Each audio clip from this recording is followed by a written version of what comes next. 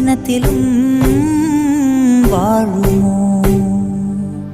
வெளிச்சத்தை தரும் என்ற ஏற்றிய தீபம் ஊர் முழுவதையும் எரித்து விட்டு தீயாயானதேனோ?